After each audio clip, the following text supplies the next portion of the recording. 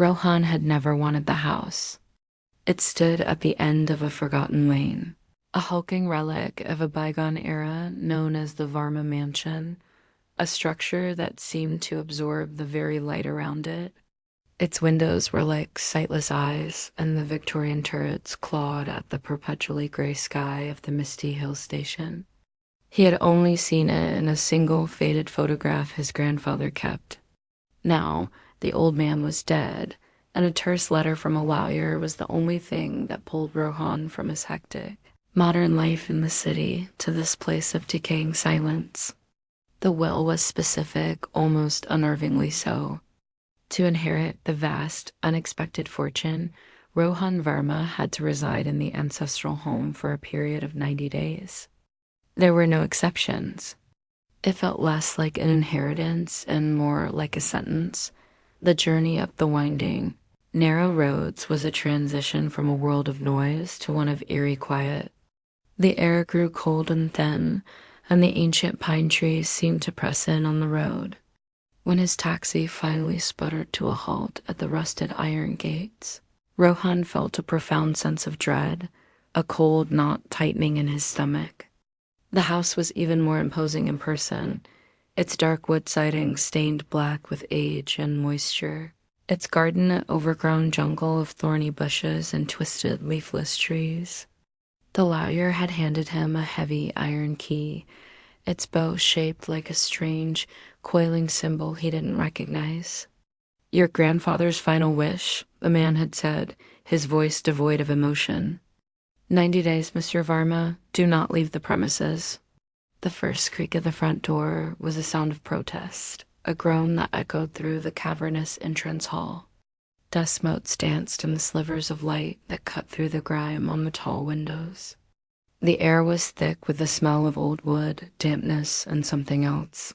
Something faintly metallic and sweet, like forgotten flowers. The furniture was all shrouded in ghostly white sheets, and portraits of severe-looking men and women in period clothing stared down from the walls, their eyes seeming to follow him as he moved. He felt like an intruder in a museum of his own family's grim history. His first task was to find a habitable space. He chose a bedroom on the first floor, one that seemed slightly less oppressive than the others. It was sparsely furnished with a heavy oak bed, a wardrobe, and a small writing desk. The window looked out over the tangled garden and the dark, brooding forest beyond. As he dropped his suitcase, a profound sense of loneliness settled over him, heavier than the dust on the furniture. The first night was a symphony of unfamiliar sounds. The old house settled with cracks and groans that sounded like footsteps. The wind whistled through unseen cracks, creating low, mournful whispers. Rohan, who had always considered himself rational and grounded, found his nerves fraying. He had a mild, manageable fear of the dark, a remnant from a childhood spent in a power-scarce village. Here, the darkness was absolute, a living entity that pressed against the windows. He kept the lights on in his room and the hallway, the feeble glow from the old-fashioned bulbs doing little to push back the deep shadows in the corners. He fell into a fitful sleep, his dreams filled with distorted faces in the portraits and the feeling of being watched. He was jolted awake not by a sound, but by a sensation. A deep primal coldness had seeped into the room. He sat up, his heart hammering against his ribs. The single bulb in his room flickered, dimmed, and then died, plunging him into utter blackness. His breath hitched. This wasn't just a power cut. The darkness felt thick, suffocating. It was no longer an absence of light, but a presence. He could feel it coiling around him, cold and heavy. He fumbled for his phone on the bedside table, his fingers clumsy with panic. He found it, but the screen remained black. The battery, which had been nearly full, was completely dead. A low, guttural whisper seemed to emanate from the corner of the room, a sound without words, just pure malice. He squeezed his eyes shut, pulling the blankets over his head, his body trembling. He was a child again, terrified of the monster under the bed. The feeling of being watched was so intense it was almost a physical pressure. He lay there, paralyzed, until the first gray light of dawn filtered through the window. As the sun rose, the oppressive feeling lifted and the lights flickered back on. His phone, when he plugged it into a portable charger, booted up normally, its battery showing 98%. He dismissed it as a nightmare, a product of stress and an overactive imagination. The next few days were a struggle against the creeping atmosphere of the house. He explored room by room, each one revealing more about his reclusive grandfather. The library was a particular treasure trove of the bizarre. The books were not just on history or literature. There were volumes on obscure occult practices, treatises on metaphysical entities, and journals filled with his grandfather's cramped, frantic handwriting. It was in the bottom drawer of the library's central desk, locked and hidden, that he found the core of the mystery. He had to break the small, rusted lock with a fireplace poker. Inside was a single leather-bound journal, much older than the others. The first page held a family tree going back centuries, with certain names marked with a small, inked symbol, the same coiling design that was on his key. Next to the symbol was a single word, custodian. He spent the afternoon reading, the light from the library's window growing dimmer as a fog rolled in. The journal spoke of the Varma legacy, but it was not one of wealth or prestige. It detailed a pact made by an ancestor, a man desperate for power, with an entity that existed in the spaces between light and shadow. This entity, which the journal called the family shadow, was bound to the bloodline. It did not harm its hosts. Instead, it fed. Its sustenance was fear. The journal explained that the shadow had no form of its own. It amplified the fears that already resided within a person, giving them shape and substance, making them terrifyingly real. The stronger the fear, the more powerful the shadow became. The custodian's role was to live with it, to manage it, to prevent it from growing so powerful that it could escape the confines of the house and wreak havoc on the world. The 90-day stay was not a test of endurance. It was an initiation, a period for the new custodian to become aware of the tenant they would host for the rest of their life. Rohan laughed, a dry, brittle sound in the silent library. It was the ranting of a madman, a superstitious old man who had lived alone for too long. He tossed the journal aside, determined to ignore it. But a seed of doubt had been planted, and in the fertile soil of his recent experiences, it began to grow. His skepticism was shattered that very evening. He was in the kitchen, trying to make a simple meal on the ancient stove.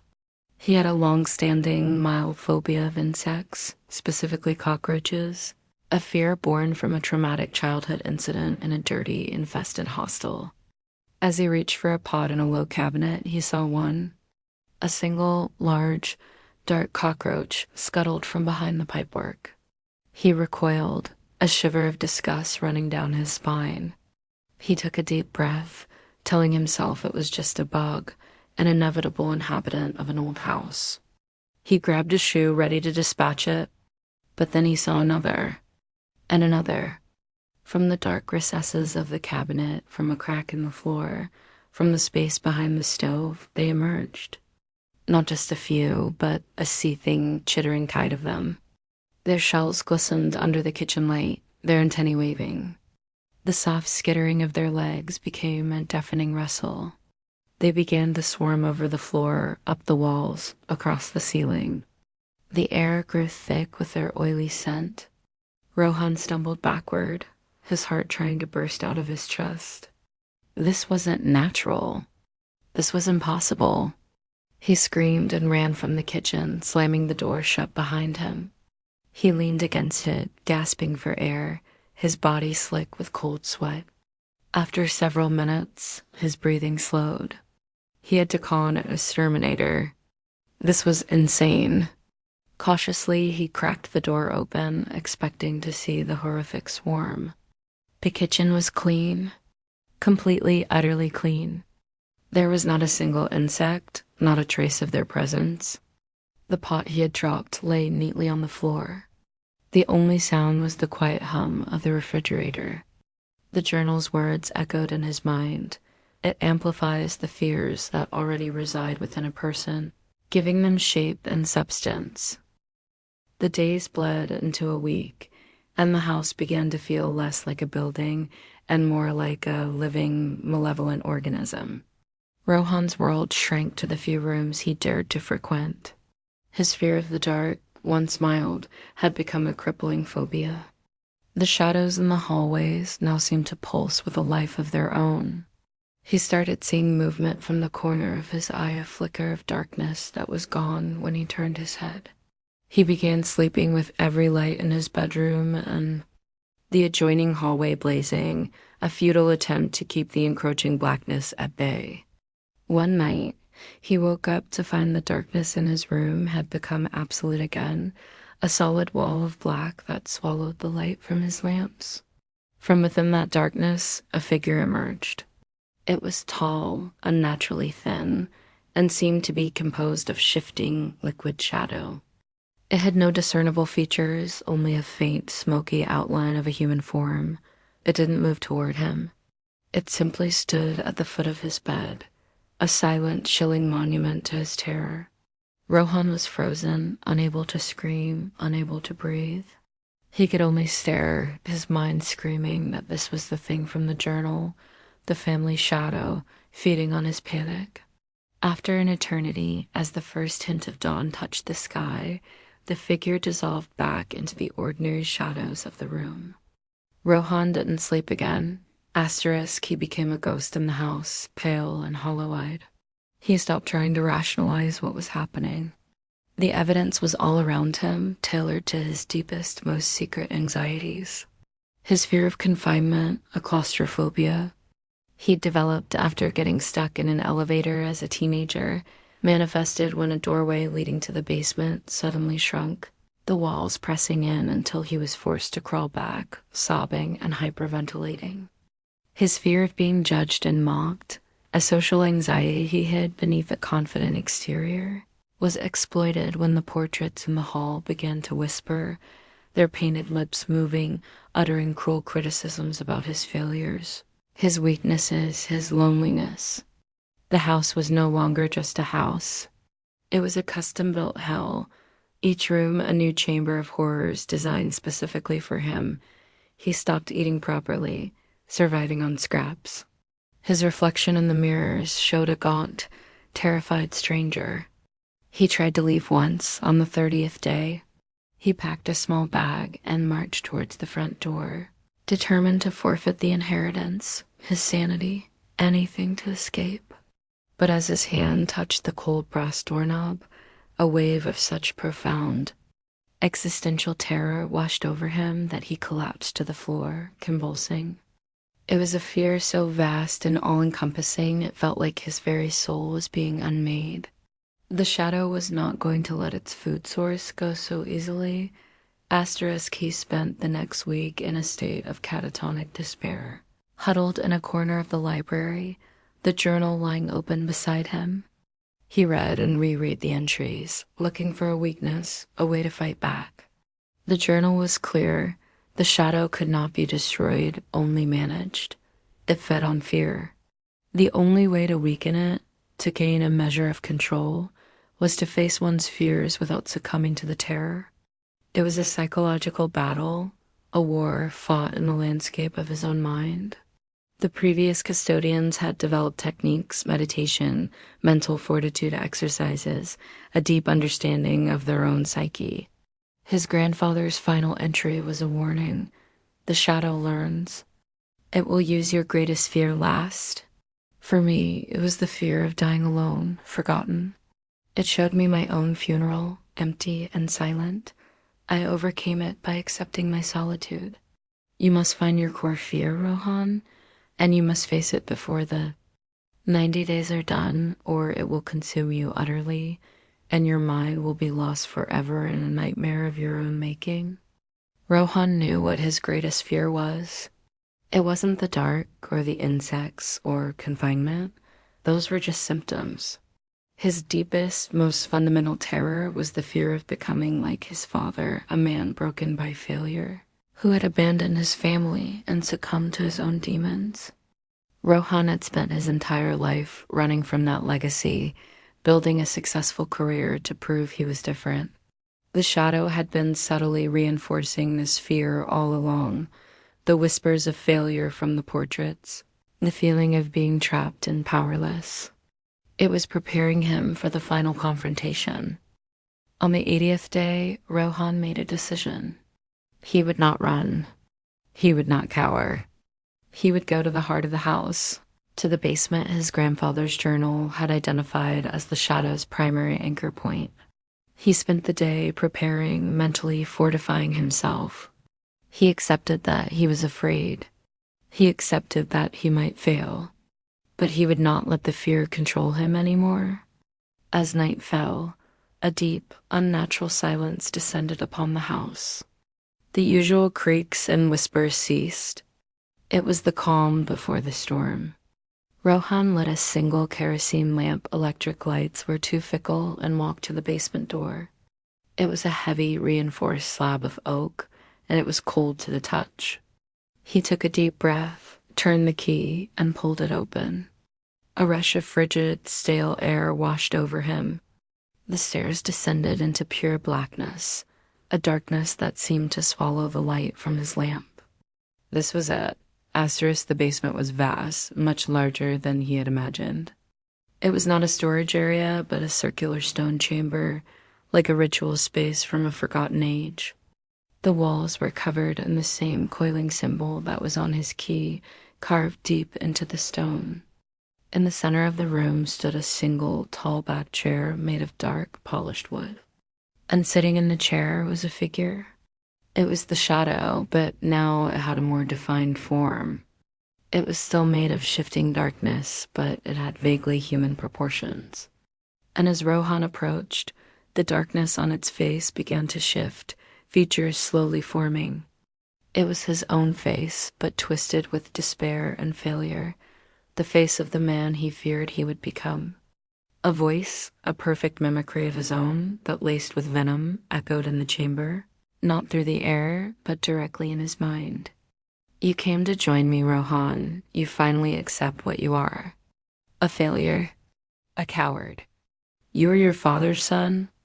Images flooded Rohan's mind, not as visions in the air, but as felt experiences.